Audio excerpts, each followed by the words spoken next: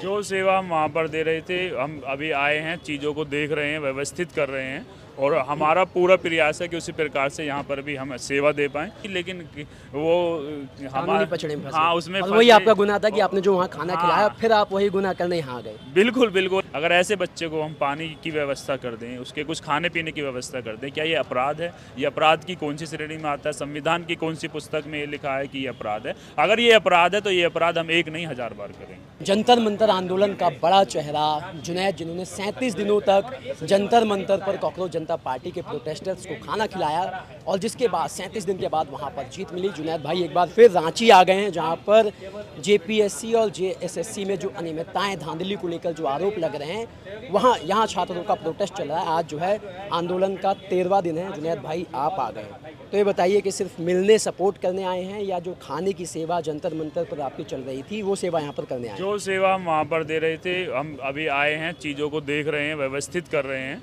और हमारा पूरा प्रयास है कि उसी प्रकार से यहाँ पर भी हम सेवा दे पाएँ। क्योंकि हम चाहते हैं जिस तरह से जेपीएससी और जेएसएससी के जो पेपर के उसमें वो धांधलेबाजी हुई है, उसकी सीबीआई जांच की हम मांग करते हैं। और लगातार हम जिस तरीके से छात्र छात्राओं के साथ शोषण किया जा रहा है, उनका दमन किया जा रहा है पेपर लीक के जरिए से, और अगर आप इस पेपर लीक के जरिए से हम क्या कर रहे हैं, कहीं ना कहीं हम जो देश का भविष्य है उसकी प्रतिभा को हम विलुप्त कर रहे हैं।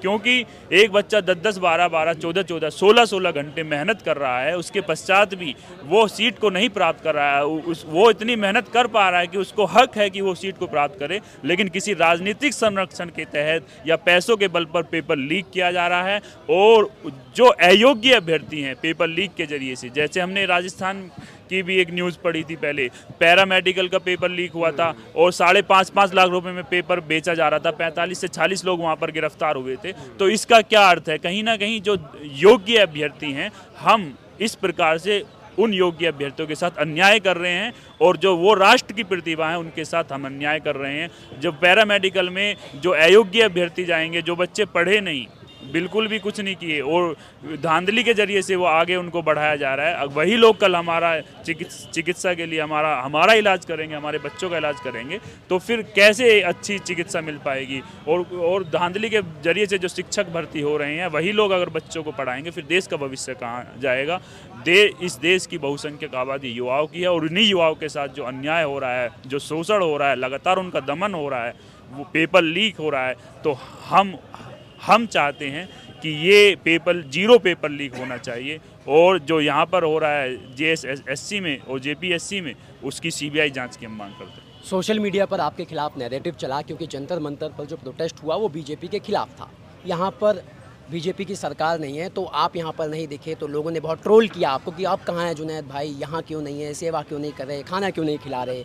अब 13 दिन के बाद आप आए हैं, तो फिर जो है क्या लग रहा है कि जो है 13 दिन तक समझ रहे थे कि भाई किस तरीके का आंदोलन है, पहले इसको देखा जाए उसके बाद आए? अभी तो 13 दिन हमारे आंदोलन को भी समाप्त हुए नहीं हुए हैं भाई।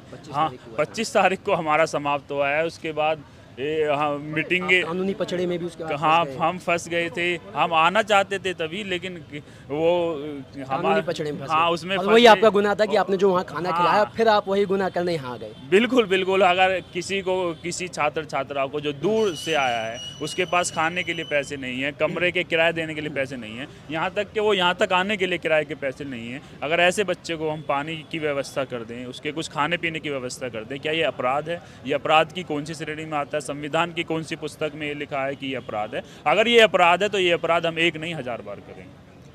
थोड़ा अगर आप स्टेटस बता पाएँ, जो आपकी कानूनी लड़ाई चल रही है, कल सुप्रीम कोर्ट में हियरिंग थी, तो वहाँ पर अगर आप बता सकें कि क्या कुछ हुआ, क्या सुनवाई हुई और अगली सुनवाई की तारीख कब दी गई है? वो मैं उसमें चूँकि कोर्ट में मामला है, उस पर मैं टिप्पणी नहीं करना चाहता। अगर आप चाहते हैं तो मैं अपने लॉयर का वो आपको संपर्क सूत्र दे दूंगा, आप उनसे पूछ सकते हैं। चलिए, आखिरी सवाल मेरा ये है कि 5 तारीख को कल जो है वहाँ पर मीटिंग हुई अभिजीत दीपके के घर पे छत्रपति संभाजी नगर में, उनको लेकर भी बड़ी सोशल मीडिया पर मांग चल रही है कि उन्हें यहाँ पर आना चाहिए। वो सब लोग भी यहाँ पर आएंगे। आप उनके टच में हैं बराबर? बिल्कुल बिल्कुल। उन्होंने सोशल मीडिया के माध्यम से बोला भी है, लेकिन इस तरह से गलत नैरेटिव जो गढ़ा जाता है और ये बोला जाता है, यहाँ से भी कुछ आवाज़ें ऐसी गई कि वो हमें उनकी आवश्यकता नहीं है, हमें जुनैद की आवश्यकता नहीं है। लेकिन जब हमने सच्चाई सामने निकल कर आई कि वो कोई अलग ही यहाँ के लोगों में से नहीं था, कोई अलग ही व्यक्ति था।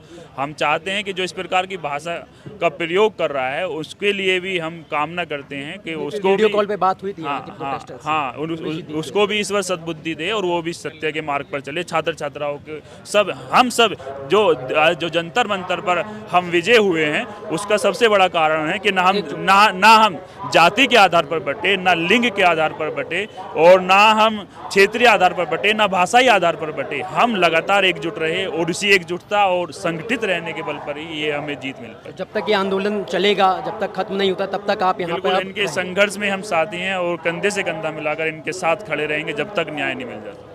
तो देखिए मोहम्मद जुनैद आप पहुंच चुके हैं रांची और कहना है कि यहाँ पर वैसे ही सेवा करेंगे खाने पीने की जैसे जंतर मंतर पर की थी, और जब तक ये आंदोलन खत्म नहीं होता तब तक अब वहाँ पर डटे रहेंगे।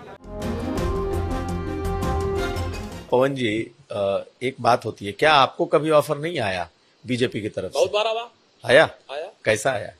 आया। क्या ऑफर आया? आया, हमने बताया था राष्ट्रीय अध्यक्ष जी को। आया। किस तरह का ऑफर आया? मतलब सब आया, विधायक मंत्री सब आया। जानते हैं, ये भी घटना बताते हैं आपको। हम, मेरे पिताजी, जैसे मैंने राजनीति शुरुआत की तो मेरे पिताजी कभी नहीं चाहते थे, लेकिन जब मैंने राजनीति में मैं प्रवेश कर गया, लखनऊ स्थित उपाध्यक्ष हो गया, तो ये भी बहुत महत्वपूर्ण घटना है। नेताजी का फैजाबाद आगमन था, तो मैंने कहा कि आपको मेरे घर चलना। कहे हाँ चलेंगे तुम्हारे घर। मैं जेल से छूट के आया था, वही मेरे ऊपर गैंगस्टर और सारे मुकदमे दर्ज हुए थे बहन जी की सरकार में, उसके बाद मैं छूट के आया था। तो मैंने कहा आपको मेरे घर चलना। कहे चलेंगे। नेताजी मेरे घर आए, अंगूरीबाग कॉलोनी में। मेरी माता जी ने खाना बनाया था।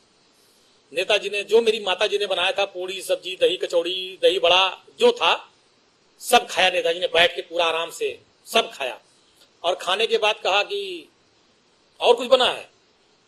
तो हमने मम्मी बुलाया अपनी माता जी को, तो उन्होंने पूछा क्या नाम है आपका? कहने मेरा नाम गीता। कहने बताइए कुछ और बना है? कहने जो बना था सब खिला दिया। फिर उन्होंने, मेरी माता जी ने कहा नेताजी से, ये पढ़ते लिखते नहीं है, क्या होगा इनका? नेताजी ने कहा पवन के कारण आज मुलायम सिंह यादव इस दरवाजे पर आए हैं, और देखना वो एक दिन वो भी आएगा। आज मेरे आने पे डीएम कप्तान बाहर खड़े हैं, एक दिन पवन भी आगे जाएगा, डीएम कप्तान भी बाहर खड़े होंगे, पवन बड़ा आदमी नेता बनेगा। और मुझे नेताजी ने बनाया, उस स्थान पे पहुंचाया। ऐसे थे धरती पुत्र मुलायम सिंह यादव जी। तो उसी दिन से मेरी माता पिता, मेरे पूरा परिवार का एक लगाव है नेताजी के परिवार से। जब ये सब बातें आई कुछ लोगों ने कि भाजपा वाजपा ये सब, तो मेरे पिताजी ने तुरंत मुझको फोन किया, कहा जीवन में भूल न करना, जीवन में गलती न करना। ये चीजें मेरे पिताजी ने बहुत सख्ती से मुझसे बात कही थी। मैं बहुत ईमानदारी से आपसे कह रहा हूं,